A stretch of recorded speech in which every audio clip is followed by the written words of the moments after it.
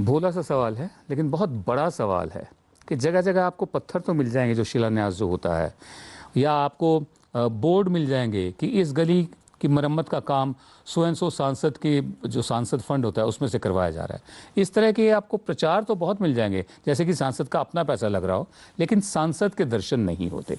आपका तजुर्बा क्या रहा त्रिलोचन जब आपने ये सारा सर्वे किया था? नहीं, हमारे तजुर्बे में तो दो तीन चीज़ें स्पष्ट नज़र आ रही हैं। एक तो जो देश की जनता है वो हमारे जो सांसद हैं उनसे काफ़ी नाराज़ है। जैसे हम बोलते हैं कि अगर आपको औसत या एवरेज स्कोर देखें तो 10% को भी नहीं मिले होंगे, बाकी लोगों को सबको बिलो एवरेज दिया है।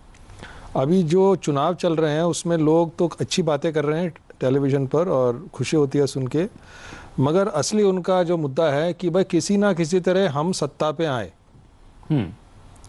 और उसके लिए जो कुछ कहना है जो कुछ करना है वो करेंगे।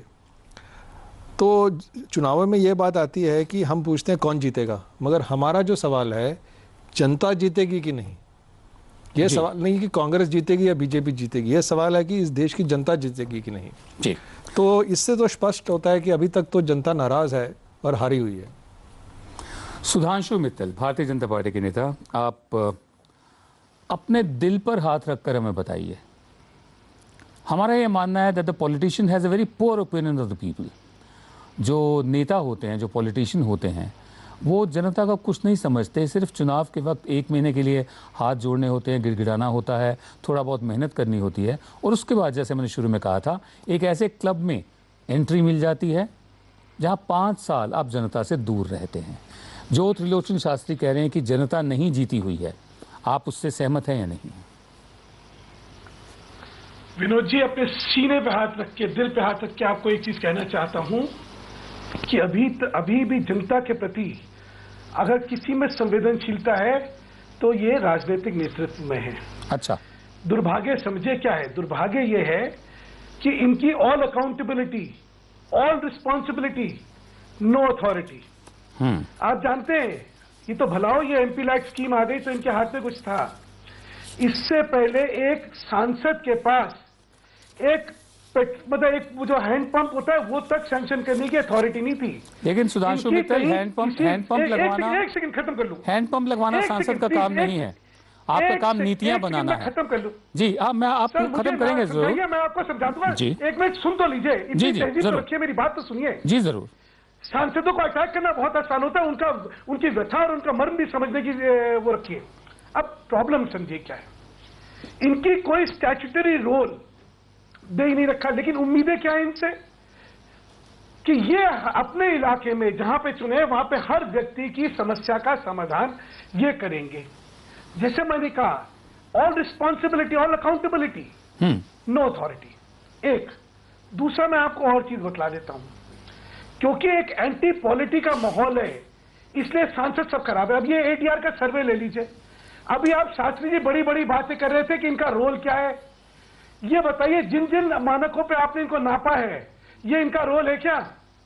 ये सांसद का रोल है क्या? सांसद जो है प्रतिनिधि है और देश के लेवल पे उसको सोचना चाहिए। यहां की व्यवस्था क्या है, यहां की व्यवस्था में क्या उसको इतने बड़े कैनवस पे सोचने का और उसका जो उत्तरदायित्व है उसको निभाने का उसके पास वेरविदौल भी दे रहे हैं कि नहीं दे रहे? जी सुधांशु, आप भी देखिए, आप भी क्या नाप रहे हैं? आप नाप क्या रहे हैं? रोजगार के मौके दिए, ये उसका काम है क्या? नहीं है। आप क्या नाप रहे हैं कि भाई उसकी जो है कानून व्यवस्था की क्या थी? जिसमें प्रतिपक्ष जो है उसका सांसद होगा तो कानून व्यवस्था उसके हाथ में होगी क्या? जी सुधांशु, अब इसका जवाब हम लेंगे। आप करेंगे स्टीरियोटाइपिंग, आपने अपनी बात कह ली, आप करेंगे stereotyping. Excuse me Sudhanshu ji, आजकल क्या सांसद is a bad word. Sudhanshu ji एक मिनट, एक तो आपके कुर्ते पे माइक्रोफोन लगा हुआ है तो आप अपनी आवाज डायरेक्टली हमें ना पहुंचाएं। दूसरी बात, इसका जवाब अब हम लेते हैं। त्रिलोचन। हाँ जी, सुधांशु जी ने बहुत अच्छी बात कही और काफ़ी हद तक मैं उनकी बात से सहमत हूँ, मगर रही बात जनता की, जनता के पास विकल्प क्या है? हम कह रहे हैं कि सांसद लाचार हैं, ये इनका काम नहीं है, उनका कोई काम नहीं है, और जनता भी लाचार है। तो इस देश में अगर परिवर्तन लाना है, प्रगति लानी है, तो कौन करेगा? तो ये चुनावों के मुद्दे पे ये होता है कि जनता को पूरे संविधान के बारे में, कानून के बारे में और हमारे सांसदों की क्या जिम्मेदारी है क्या नहीं है उसके बारे में पूरी जानकारी नहीं है। वो तो अपने परसेप्शन, अपने जो सोच है उसके आधार पर वो वोट देते हैं। अगर वो सोचें कि भाई हमारे इलाके में काम ठीक नहीं हो रहा है तो उसको दोषी या तो वो विधायक को मानेंगे या सांसद को मानेंगे, और अभी क्योंकि लोकसभा के चुनाव है तो वो सांसद को दोषी मानेंगे। अब जनता को भी समझना पड़ेगा और सांसदों को भी समझना पड़ेगा। अगर इस चर्चा के बाद ये बात धीरे धीरे स्पष्ट होने लगे भाई सांसद की क्या जिम्मेदारी है और क्या नहीं है, जैसे जयप्रकाश ने जो भी कहा, और लोगों तक भी ये समझ पहुंचे कि क्या क्या काम है, तो बहुत अच्छी बात है। साथ में सुधांशु मैं एक और बात बड़ी स्पष्ट कर दूं कि जो सांसद होते हैं उनका काम लेजिस्लेट करना होता है, जरूरी नहीं कि उनके पास एग्जीक्यूटिव अथॉरिटी हो। जो आप कह रहे थे ना, सांसदों की बहुत ही बेचारी सी एक तस्वीर आप पेश कर रहे थे, उनका काम लेजिस्लेट करना है, और लेजिस्लेट करने में, चर्चा करने में, वाद विवाद करने में अगर उसको अलाउ किया जाए संसद में तो ये तमाम मुद्दे आते हैं, चाहे वो सांसद तक पहुंच हो, हेल्थ सेंटर्स हो, कानून व्यवस्था हो, सार्वजनिक परिवहन हो, सड़कें वगैरह हो। हम आगे बढ़ते हैं, 3 और दिग्गज सांसदों के रिपोर्ट कार्ड पर नजर डालते हैं। दिल्ली के चांदनी चौक से सांसद और मौजूदा सरकार में कानून मंत्री कपिल सिब्बल को इलाके में अस्पताल और स्वास्थ्य सेवा के मामले में 10 में से करीब 7 अंक मिले हैं। पब्लिक ट्रांसपोर्ट की सुविधा के मामले में भी उन्हें 7 से ज्यादा अंक मिले हैं। सड़क और स्कूल की सहूलियात को लेकर भी उन्हें चांदनी चौक की जनता ने 7 अंक दिए हैं। अपने सांसद पर भरोसे की बात करें तो सिब्बल को 6.29 अंक मिले हैं, 2.9 अंक मिले हैं। हालांकि रोजगार के मामले में उन्हें करीब 5 अंक मिले हैं। उनकी फाइनल रेटिंग 10 में से 6.4 है। वाराणसी से बीजेपी के दिग्गज सांसद मुरली मनोहर जोशी को अपनी जनता तक पहुंच के मामले में 10 में से 6.82 अंक मिले हैं। वाराणसी में पब्लिक ट्रांसपोर्ट के मुद्दे पर उन्हें 6.02 अंक मिले हैं। स्कूलों को लेकर भी उन्हें 6 अंक मिले हैं। सांसद पर भरोसे की बात हो तो जोशी को वाराणसी की जनता ने 10 में से 5.18 अंक दे रही है। वहीं महिला सुरक्षा को लेकर उन्हें 5.89 अंक दिए हैं। कुल मिलाकर उन्हें 10 में से 5.84 अंक मिले हैं। अगर आगे बढ़ें और देखें अगला रिपोर्ट कार्ड, सुशील कुमार शिंदे सांसद तक की पहुंच के मामले में सोलापुर की जनता ने उन्हें 10 में से 5.38 अंक दिए हैं। कानून व्यवस्था के मुद्दे पर उन्हें महज 4.32 अंक दिए हैं। सड़कों और स्कूलों को लेकर भी उन्हें 4 से थोड़े ज़्यादा अंक मिले हैं। सांसद पर भरोसे की बात हो तो शिंदे को 5.53 अंक मिले हैं। इसके अलावा महिला सुरक्षा के मामले में सोलापुर के लोगों ने उन्हें 5.69 अंक दिए हैं। फाइनल रेटिंग में उन्हें 10 में से 4.93 अंक दिए हैं। टोटल इतने मिले हैं। सोशल वेबसाइट फेसबुक पर विजय नामदेव ने लिखा है कि सांसदों का रिपोर्ट कार्ड बनना चाहिए और खराब परफॉर्मेंस वाले सांसद के खिलाफ कार्रवाई भी होनी चाहिए। मैं चर्चा को आगे बढ़ाता हूं।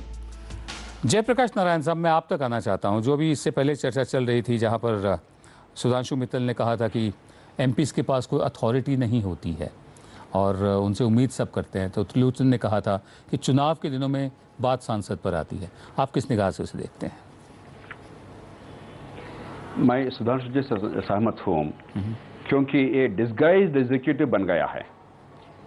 जो लोग लोकली काम करना है वो लोग नहीं काम करते हैं। ब्यूरोक्रेसी अनअकाउंटेबल बन गया है। लेकिन जिन लोगों को मत दिया हम the voters, they go to them, whether it's an assembly member, विधायक या संसद सदस्य। So there is lot of pressure, बहुत दबाव लगता है। And if you tell them, look, it is not my job to take care of the local garbage clearance, they'll say, look, but I voted for you, whom do I go to? So there is desperation. There is a lot of anxiety. Now, unless we really look at the larger structural issues, all of us together, all parties, the MLAs, MPs, we are not focusing on empowering local governments so that they actually can deliver and they take responsibility. And two, citizens' charters. Only now, after a lot of effort by all of us, service guarantee के कानून अभी parliament के सामने है. Even now the law has not been enacted fully.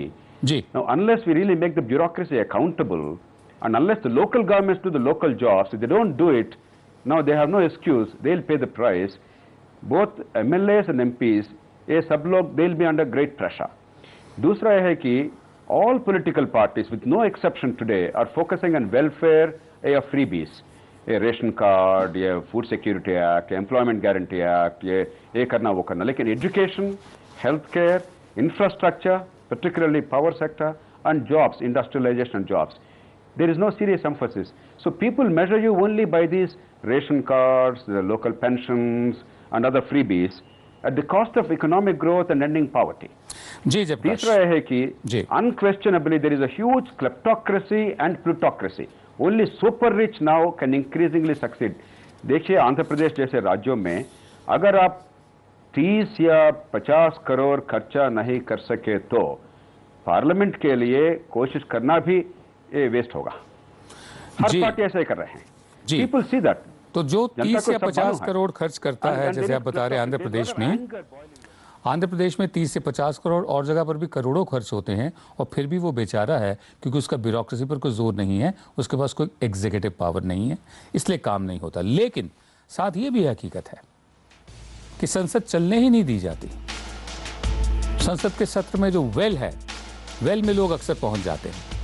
कितने दिन संसद चलती है आप सबके सामने है, कितना खर्चा आता है संसद चलाने में वो भी आप सबके सामने है। संसद चलने ही नहीं दी जाती। एक पहलू ये भी है। प्रश्नकाल में हमें लगातार ट्विटर, फेसबुक, IBNखबर.com और फ़ोन पर आपके प्रश्न मिल रहे हैं। आपके कुछ और सवालों को भी हम अपने कार्यक्रम में शामिल करेंगे। प्रश्नकाल जारी रहेगा। 7 पर प्रश्नकाल। आज हम बात कर रहे हैं चुनाव के बाद भी सांसदों के जनता से नाते की। इसी से जुड़ा हमने सवाल किया है कि क्या हर 6 महीने बाद सांसद के काम का रिपोर्ट कार्ड बनाया जाना चाहिए। अभी तक मिले जवाबों के मुताबिक हमें 99% लोगों ने हाँ में जवाब भेजा है, जबकि महज 1% लोग इससे इत्तेफाक नहीं रखते। अब कुछ और सांसदों के रिपोर्ट कार्ड पर हम नजर डालते हैं। अजमेर से कांग्रेस सांसद सचिन पायलट जनता से जुड़े दिखाई देते हैं। अपने सांसद तक पहुंच के मामले में उन्हें 10 में से 7 अंक मिले हैं। अजमेर की कानून व्यवस्था को लेकर भी उनका रिकॉर्ड अच्छा है। जनता ने उन्हें 8.29 अंक दिए हैं। सड़क और स्कूल को लेकर भी उन्हें 8 से ज़्यादा अंक मिले हैं। सांसद पर भरोसा करने के मुद्दे पर सचिन पायलट को 7.04 अंक मिले, जबकि महिला सुरक्षा पर उन्हें 8.16 अंक मिले। कुल मिलाकर 10 में से उन्हें 8 अंक मिले हैं। महाराष्ट्र के बारामती से एनसीपी की सांसद सुप्रिया सूले का रिपोर्ट कार्ड देखें तो जनता से नज़दीकी के मामले में उन्हें 5.66 अंक मिले हैं। पब्लिक ट्रांसपोर्ट के मुद्दे पर सुप्रिया सूले को 6.94 अंक मिले हैं। बतौर सांसद सुप्रिया सूले पर भरोसे की बात की जाए तो उन्हें 6.65 अंक मिले हैं। इसके अलावा महिला सुरक्षा को लेकर 6.75 और रोजगार के अवसरों के मामले में उन्हें 7.39 अंक मिले हैं। उनकी फाइनल रेटिंग 10 में से 6.38 अंक है। ओडिशा के केंद्रपाड़ा से बीजू जनता दल के सांसद जय पांडा, बैजंत जय पांडा जिन्हें हम बोलते हैं, कि रिपोर्ट कार्ड के मुताबिक सांसद तक पहुंच के मामले में जनता उन्हें 4.1 अंक देती है। कानून व्यवस्था के मसले पर उन्हें 6.83 अंक मिले हैं। उनके इलाके में स्कूलों के लिहाज से उन्हें करीब 7 अंक मिले हैं। पीने के पानी मिलने की सुविधा हो तो इस पर उन्हें 6.05 अंक मिले हैं। महिला सुरक्षा के मुद्दे पर उन्हें करीब 6 अंक मिले हैं। जय पांडा की फाइनल रेटिंग की बात करें तो उन्हें 10 में से 5.81 अंक मिले हैं। फेसबुक पर बलदेव सचदेवा ने लिखा है कि जब तक राइट टू रिकॉल कानून नहीं बनता तब तक रिपोर्ट कार्ड से कुछ नहीं होगा। गाजियाबाद से राजेंद्र सोनी ने अपनी बात कही है, सुनते हैं उनका क्या कहना है। जब ये चुनावों का माहौल चलता है, ये जितने भी एमपी हैं या विधायक हैं, ये घर घर जाते हैं वोट मांगने के लिए, और ना ही ये मजदूरों की बात करते हैं। जीत जाते हैं, जीतने के बाद शकल तलक नहीं दिखाते। हिंदुस्तान की जनता के अंदर एमपीओ को तय होना चाहिए, विधायकों को तय होना चाहिए, भाई 6 महीने के अंदर हम जाएं, मैंने ये काम करा, मैंने ये सड़क बनाई है, मैंने ये बिजली लगवाई है, मैंने ये पानी का कनेक्शन लगाया, और मैं ये निवेदन करना चाहता हूँ चुनाव आयोग से इनके ऊपर सख्ती करी जाए। जी, कांग्रेस के आबिद रसूल खान, बहुत देर होगी मैं आप पर नहीं आया, मुझे बताएं, इन्होंने रिपोर्ट कार्ड को सीधा राइट टू रिकॉल से जोड़ा है बलदेव सचदेव ने, और दूसरे साहब बहुत गुस्से में थे। उनका कहना है कि हर 6 महीने में एमपी को सामने आना चाहिए, अपने क्षेत्र में जाना चाहिए। राइट टू रिकॉल और रिपोर्ट कार्ड दोनों को साथ जोड़ना, आप क्या कहते हैं? देखिए, पहले तो आज जो है अवेयरनेस बहुत ज़्यादा हो चुका है, और लोग जो हैं उनको पता चल रहा है कि सांसद काम कर रहे हैं या नहीं। तो ये खुद अपने में एक रिपोर्ट कार्ड है, और आपके चैनल की जो शुरुआत है, मैं समझता हूँ ये बड़ी अच्छी शुरुआत है। और दूसरी बात मैं जो बताना चाहता हूँ ये कि डेमोक्रेसी में जब आप वोट मांगने जब जनता के पास जाते हैं तो जनता को हक बनता है कि आपसे सवाल करें जी। तो जो दूसरे पैनलिस्ट जो बता रहे थे कि कुछ सवालात एमपी से नहीं करना चाहिए, तो ये बात जब तक नहीं हो सकती है जब तक के डायरेक्ट इलेक्शन हमारे पास है हमारी डेमोक्रेसी में। और सांसद के पास 5 करोड़ रुपए का जो फंड है, तो हक बनता है जनता की जाके अपने मसले हल कराएं, अपने काम कराएं। जी। और दूसरी बात यह है कि आपका सर्वे जो है एक शुरुआत बड़ी अच्छी है, मगर मैं समझता हूं कि जो सैंपल सर्वे 400 लोग का एक पार्लियामेंट कॉन्स्टिट्यूएंसी में किया जा रहा यह कम है। इसको आपसे मैं गुजारिश करता हूं कि आने वाले दिन में आप इसको और बढ़ाइए और इसको और बड़े पैमाने पर सर्वे कीजिए, जिससे एक हम सबको भी एक चेक आए और हम काम करने पे मजबूर होएं और काम करें। जी, मैं त्रिलोचन बहुत संक्षेप में मुझे बताइए, सैंपल साइज कितना था आपका?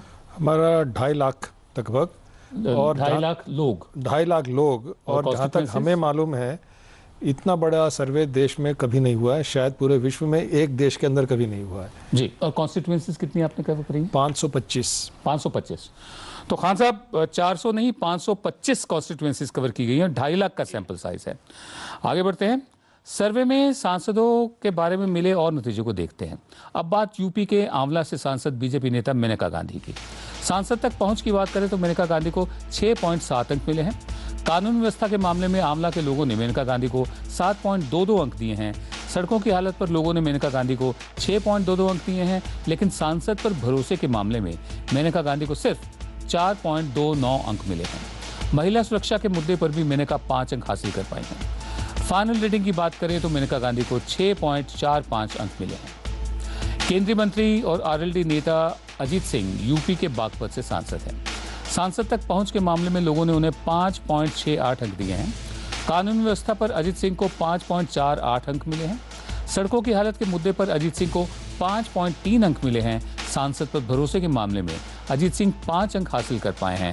रोजगार बढ़ाने के मामले में इलाके के लोगों ने अजीत सिंह को 5.47 अंक दिए हैं। कुल मिलाकर अजीत सिंह की फाइनल रेटिंग जो है वो है 5.37 अंक। बात मध्य प्रदेश के गुना से कांग्रेस सांसद ज्योतिरादित्य सिंधिया की। सांसद तक पहुंच के मामले में सिंधिया को 4.28 अंक मिले हैं। कानून व्यवस्था पर ज्योतिरादित्य सिंधिया को 5.15 अंक हासिल कर पाए। सड़कों के हालत के मुद्दे पर सिंधिया साहब को 5.11 अंक मिले हैं। सांसद पर भरोसे के सवाल पर सिंधिया को सिर्फ 4.5 अंक ही मिल पाए हैं। रोजगार के मौके के मुद्दे पर 4.43 अंक हासिल किए हैं। फाइनल रेटिंग की बात करें तो ज्योतिरादित्य सिंधिया को 10 में से 4.89 अंक मिले हैं। हमारी वेबसाइट ibnkhabar.com पर निर्मल ने अपना सवाल दर्ज किया है। उन्होंने लिखा है कि सांसदों के खराब परफॉर्मेंस का जवाब क्या उनकी पार्टी के बड़े नेताओं से नहीं मांगा जाना चाहिए? मैं आप पर आता हूं सुधांशु, पहले आप पर फिर जयप्रकाश आप पर। सुधांशु, इनका सवाल है कि अगर सांसद की परफॉर्मेंस सही नहीं है तो उसके लिए क्या वो बड़े नेता दोषी नहीं माने जाने चाहिए जिन्होंने टिकट दिया था? क्या उनसे जवाबदेही नहीं, उनसे सवाल नहीं पूछे जाने चाहिए? देखिए, अगर सांसद का प्रदर्शन जो है वो ठीक नहीं है तो ये किसी भी राजनीतिक दल के लिए बहुत ही गंभीर विषय होता है। और मैंने कहा कोई भी व्यवस्था अगर ऐसी बनाई जाए जिसमें कि समय समय पे उनका मूल्यांकन होगा तो अच्छा होगा। मैं थोड़ा सा, वैसे बात शायद अच्छी नहीं लगेगी, ये जो सर्वे है उसके बारे में कुछ तथ्य देना चाहता हूँ जी। आपके अभी तक के सर्वे में सबसे अधिकतम अंक सचिन पायलट को मिले, 8 अंक मिले हैं उनको जी। ये भी विडंबना है कि उनके यहाँ 8 विधानसभा क्षेत्र हैं और 8 के 8 अभी इन चुनावों में वो हारे हैं। और सबसे कमों में एक सुषमा जी को आपने दे रखे हैं, काफी कम अंक दे रखे हैं। ये भी विडंबना है कि उनके सारे क्षेत्रों में शायद एक को छोड़कर वो सारी जीती हैं। तो कहीं इसमें कहीं कोई मतलब ऐसी चीज है जो शायद सही स्थिति का बखान नहीं करी। बट जो आपका मूल प्रश्न है, मैं आपको बधाई देना चाहता हूं विनोद जी। ये बड़ा गंभीर, कम से कम अब जो है राजनीति से जुड़े और व्यवस्था से जुड़े बड़े गंभीर प्रश्न आपने उठाए हैं और आपको मेरी बधाई। वाकई इस तरह हम अगर कोई व्यवस्था बना सके जिसमें मूल्यांकन होता रहेगा तो शायद इससे पूरी राजनीति जो है वो एनरिच हो जाएगी। मेरी बधाई। थैंक यू, बहुत शुक्रिया आपका सुधांशु। मैं त्रिलोचन आपसे जानना चाहता हूँ, हमारे एक आम बोलचाल की जुबान में कहा जाता है छोटा वोट बड़ा वोट, कि विधानसभा के लिए तो केजरीवाल को वोट देंगे दिल्ली वाले, लेकिन लोकसभा के लिए किसी और राष्ट्रीय पार्टी को वोट देंगे, नरेंद्र मोदी को दें या जिसको भी दें। ठीक है, तो जो सुधांशु कह रहे हैं कि अपने आप में विडंबना है कि सचिन पायलट 6 के 6 विधानसभा क्षेत्र हार गए, उनकी पार्टी हारी, मतलब वो नहीं हारे, लेकिन उनको सबसे अधिक अंक मिले हैं, इसमें कहीं कॉन्ट्रडिक्शन है क्या? नहीं, देखिए, इसीलिए मैंने पहले कहा कि कौन जीतेगा ये सवाल नहीं है जनता जीतेगी कि नहीं। अगर वहाँ की जनता वहाँ की व्यवस्था से संतुष्ट है जी। तो उसका जो फ़ायदा है वो रेटिंग में सचिन पायलट को हो या सुषमा स्वराज को मिलेगा। मगर उनके पास विकल्प क्या है? अगर कोई किसी के पास कम नंबर मिले, ये नहीं कि वो हारेगी, अगर उनके जो विकल्प है उनके साथ जो है वो उस और भी खराब है तो जनता जो है थोड़ी लाचार है। जी, बहुत शुक्रिया आपका प्रोफेसर त्रिलोचन शास्त्री, बहुत बहुत धन्यवाद। सुधांशु मित्तल, जयप्रकाश नारायण, आबिद रसूल खान, आपने अपना कीमती वक्त निकाल कर हमें दिया, बहुत धन्यवाद आप लोगों का। हम आप तक कुछ और सांसदों का रिपोर्ट कार्ड भी दिखाएंगे। प्रश्नकाल में हम आपके सवाल भी उठाते रहेंगे। प्रश्नकाल जारी रहेगा।